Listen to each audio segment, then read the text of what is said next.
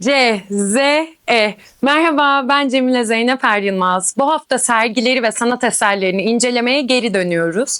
2021 yılında kaybettiğimiz ressam ve heykeltıraş Selma Gürbüz'ün Dünya diye bir Yer isimli sergisine bakacağız. 5 Kasım 2020, 1 Ağustos 2021 tarihleri arasında İstanbul Modern'de gerçekleşti sergi. Sanatçının daha önce sergilenmemiş eserlerini merkezine aldı. Genelde sanatçıların eğitimlerine, soyadlarına, eserlerinin fiyatlarına geniş yer veririm. Çünkü saydığım faktörler eserin değerini doğrudan etkiler. Hangi enstitülerde ve ülkelerde sergileneceğini belirler. Ama Dünya diye bir Yer isimli sergi beni dehşete düşürdü. Bu nedenle sanatçıya odaklanmadan dosdoğru sergiye gidiyoruz. Uluslararası sanat kurumları tarafından tanınmış bir sanatçı olduğunu ekleyeyim hemen. Paris'te, Roma'da, Buenos Aires'te, Barcelona'da sergiler düzenledi. Eserleri British Museum'un, Paris Gallery Miyıkt'ın ve İstanbul Modern'in koleksiyonuna dahil edildi. Dünya diye bir Yer isimli sergi, Selma Gürbüz'ün 2019'da Afrika'ya yaptığı geziden esinlenen eserlerle başlıyor. Ben sergiyi ziyaret ettim. Şu maskları ve serginin afişinde de yer alan Birbirimize İyi Bakalım isimli eseri görünce dona kaldım. Eserlerin açıklamalarında Tanzanyalı kadınların yüz hatlarından, özgürlüklerinden ve doğa sevgisinden bahsediliyor. Sadece kahverengi yüzlerin inciler ağladığı bu tabloda değil, Afrika'yı referans alan eserlerin çoğunda sıcak tonda sarı bir zemin kullanılmış. Şöyle anımsatıyor. Yani anlatıcı bize Afrika derken Sahra Altı Afrika'dan bahsediyor. Arap nüfusun baskın olduğu, Akdeniz'e kıyısı bulunan Kuzey Afrika'dan değil. Ama Sahra Altı Afrika'da 56 ülke var. Selma Gürbüz bu 56 ülkenin farklı etnik grupların ve yüzlerce dilin hangi birinden etkilenmiş? Bazı eserlerde ülkeler belirtilmiş. Nijerya'daki bir nehirden ve Masai kadınlarından bahsediliyor. Bu coğrafi konum ve etnisite dışında Afrika gezileri diye genelleme yapılıyor. Ünlü Nijeryalı yazar Chimamanda Ngozi Adichie, Afrika hakkında bildiğim her şey popüler resimlerden ibaret olsaydı, ben de Afrika'da güzel manzaralar, güzel hayvanlar, yoksulluk ve AIDS'ten ölen, kendileri adına konuşamayan anlaşılmaz insanlar olduğunu düşünürdüm diyor. Yazarın bu sözü Dipo Faloyi'nin Afrika Bir Ülke Değil adlı kitabının girişinde yer alıyor. İstanbul Modern'in şef küratörü ve serginin de küratörü sevgili Öykü Özsoy. Afrika bir ülke değil. Afrika yaklaşık 30 milyon kilometre kare. Rusya'nın 2 katından biraz daha küçük. Kanada, ABD ve Çin'in toplamından da daha büyük. Afrika'nın büyüklüğü okullarda kullanılan Mercator projeksiyonlu dünya haritasında açıkça görülmez. Kutuplara yakın olan ülkeler daha büyük, ekvatora yakın olanlarsa daha küçük görünür. Ancak Afrika çeşitliliğe sahip bir yer. 1500'den fazla dil konuşuluyor. Dünya nüfusunun %16'sını oluşturuyor. Eserlerin büyük kısmı sanatçının Afrika kıtasına yaptığı geziye dair olsa da hangi ülkeleri gezdiğini bilmiyoruz. Sadece Tanzanya ve Nijerya'yı mı gezdi? Örneğin Güney Afrika'ya gitti mi? Sadece Kenya'da safari yapıp dönmüş gibi gözüküyor. Bol bol güneş, hayvan, orman ve kabile dansı görüyoruz. Kenyalı yazar Binyavanga Wainaina'nın Afrika Nasıl Yazılır isimli yazısı Selma Gürbüz'ün ilham kaynağı olabilir mi diyorum. İronik bir metin. Yazar Afrika'dan bahsederken Masai, gölge, davul, güneş, ilkel ve kabile gibi kelimeler kullanın diyor. Afrika'yı bilmeyen yazarlara sesleniyor. Metninizde Afrika'yı tek bir ülkeymiş gibi ele alın. Engebeli otlaklar ve devasa hayvan sürüleriyle dolu, sıcak ve tozlu bir yer. Kesin açıklamalara takılıp kalmayın. Afrikalı ruhların derinliklerinde müzik ve ritmin olduğunu gösterdiğinizden emin olun. Selma Gürbüz, Afrika'ya dair yerleşmiş tüm bu yargıları resimlerine yansıtıyor. Küratör Öykü Özsoy sorgulamadan, acaba farklı bir anlatıcı kurabilir miyim demeden stereotiplere dayanan bir sergi yaratıyor. Sergi, sanatçının Afrika seyahatlerinden ibaret değil. Ancak henüz serginin başında, daha en başta sarı kahverengi tonlar, ormanlar, büyük kadınlar Afrika'ya dair deniyor ziyaretçiye. Bu imgeler Afrika ile eşleşiyor. Ben de sergide baktığım eserlerin çoğunu Afrika imgesiyle birleştiriyorum.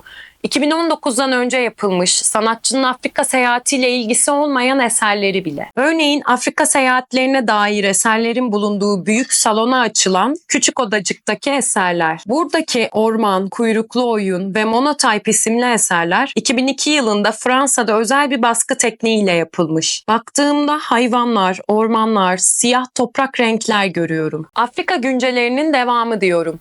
Bu kişisel bir yanılma değil. Sanatçının Afrika'ya dair kullandığı imgeler zaten sömürgeci öğrenimlerle yüzyıllardır yaşıyor. Serginin başında bu imgeler ziyaretçiye gösterilip pekiştirilince, hatta serginin afişinde kullanılınca tüm sergi Afrika'ya dair oluyor. Tekrarlanan ve Afrika ile bağdaşan bu imgeler yapışıp kalıyor.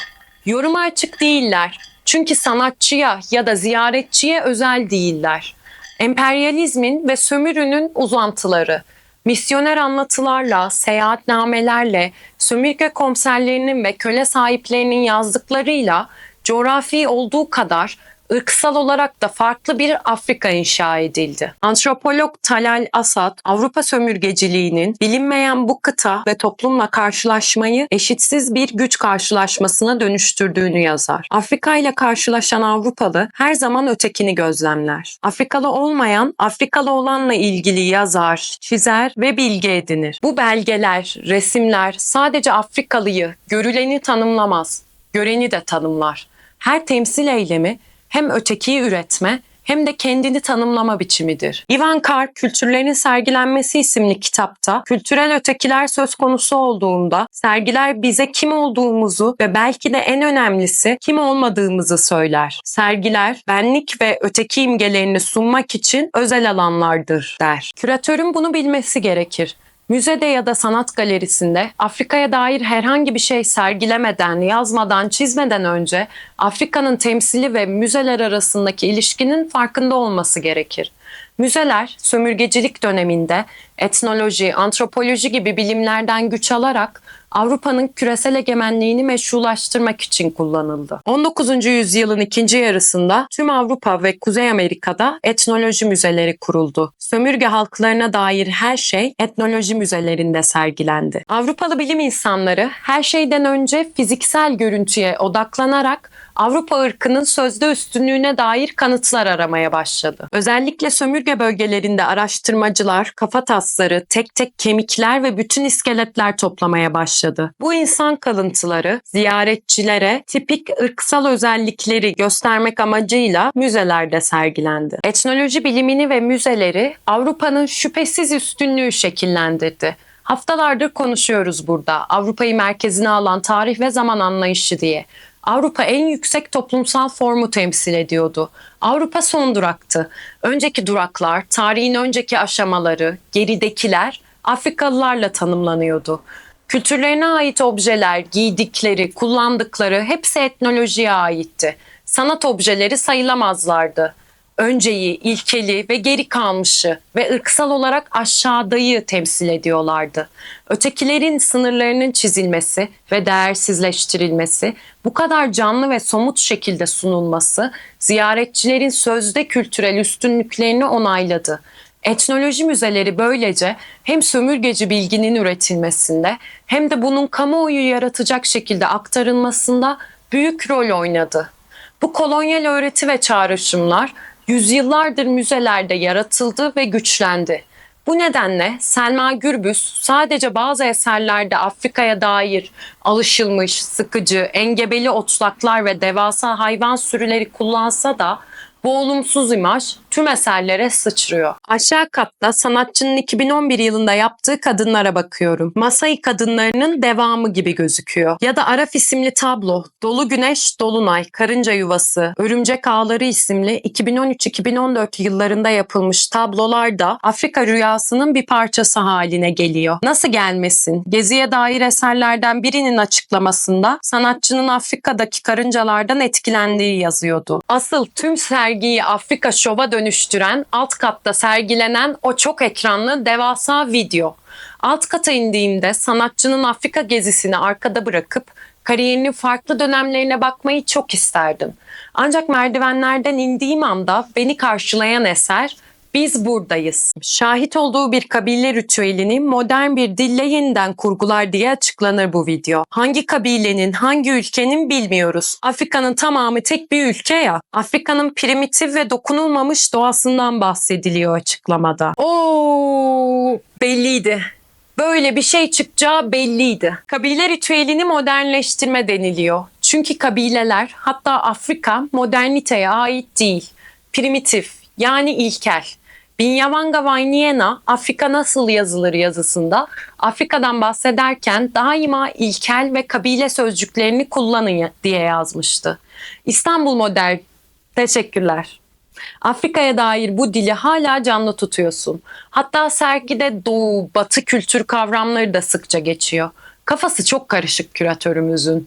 Doğu, Batı, Afrika, Avrupa'nın egemenliğini güçlendiren ne kadar terim varsa sorgulamadan, açıklamadan döşemiş. Hegel'in söylediklerini hatırlıyor musunuz? Asya, tarihin başlangıcı. Avrupa ise tarihin sonu. Afrika'nın tarihte, diyalektikte, gelişmede yeri yok. Hatta Afrika'nın dünya tarihine katkısı yok der. İstanbul Modern o sıradan not alıyor bunları. Sergiye döndüğümüzde bu ilkel insanların videosunun yanına sanatçının 2019 yılında yaptığı Mahluklar isimli serinin yerleştirildiğini görüyoruz. El yapımı Japon kağıdı üzerine mürekkeple çizilmiş yarı insan yarı hayvan yaratıklar. Bu figürler tanımsız ve zamansız olarak betimleniyor. Bu dünyaya ait değilmiş bu mahluklar. Madem bu dünyaya ait değil, sanatçı neden bu görüntüleri Serengeti'de gerçekleştirdiği safari turlarının görüntüleriyle birleştirmiş? Mahluklar serisinde çizdiklerine, hatta sergideki eserlerine hala nasıl zamandan ve mekandan bağımsız diyebiliriz? Bu görüntüler bana Ebstrof haritasını anımsattı. 13. yüzyılın başlarında Almanya'da üretilen dünya haritası. Bugün sadece kopyası mevcut. Haritanın en kuzeyinde İsa'nın başı, güneyinde ayakları bulunuyor. Doğuda ve batıda ellerini görebiliriz. Haritanın ortasına Kudüs yerleştirilmiş. Haritada Afrika'yı görmek ister misiniz? Bu T şeklindeki mavilik Akdeniz'i temsil ediyor. Sağ tarafı Afrika, Mısır'ı, Libya'yı görüyoruz. Sol tarafı Avrupa ve kuzeyi Asya. Afrika'da birçok canavar ırk görülüyor. Tek ayakları üzerinde çok hızlı hareket eden yaratıklar. Büyük ayakları onları güneşten koruyor. Ya da mağara adamları, trogloditler. Metne göre trogloditler çok hızlı. Mağaralarda yaşıyor, yılanları yiyor ve vahşi hayvanları üzerlerine atlayarak yakalıyor. Aşık ve maşuk da Afrika'da yer alıyor. Kafası yok, yüzü göğsünde, mızrak ve kalkan tutuyor. Selma Gürbüz'ün mahlukları Afrikalıların Orta Çağ'dan beri benzetildiği bu yaratıklara benziyor. Martinikli ünlü düşünür Frantz Fanon 1952'de Siyah Deri Beyaz Maskeler isimli kitabında sömürülen öznenin canavarlaştırıldığını, sömürenden daha aşağıya düşürüldüğünü söyler. Sömürülenden hayvanmış gibi bahsedilir. Tamamıyla zoolojik, hayvansal terimler kullanılır. Fransızların Cezayirlilerden nasıl bahsettiğine yer verir. Pis vücut kokularından şikayet ederler. Hayvan sürülerine benzetilirler. Kudurdular diye bahsedilir. Açıklama ve doğru kelimeyi bulma çabasındaki sömürgeci sürekli olarak hayvanlara atıfta bulunur. 19. yüzyıl ve 20. yüzyılın başında Amsterdam'da ve Paris'te düzenlenen dünya fuarlarında Afrikalıların egzotik hayvanlarmış gibi sergilenmesinden de bahsedeyim mi? Neresinden tutsam elimde kalıyor bu sergi. Sanatçıdan çok küratörü, Öykü Özsoy'u ve İstanbul Modern'i eleştiriyorum.